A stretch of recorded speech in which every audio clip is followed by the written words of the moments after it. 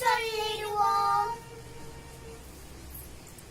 குழந்தைகளே குழந்தைகளே கொடி வணக்கம் சொல்லுங்கள். கொடி காத்த குமரன் புகழை பாடி பாடி செல்லுங்கள். சதக்கெழுத சிதம்பரனார் அவரை போற்றி பாடுங்கள். வீரபாண்டிய கதவும் மண் துணிவை நெஞ்சில் கொள்ளுங்கள். சுதந்திரத்தை வாங்கி தந்த தியாகிகளை போற்றிடுவோம்.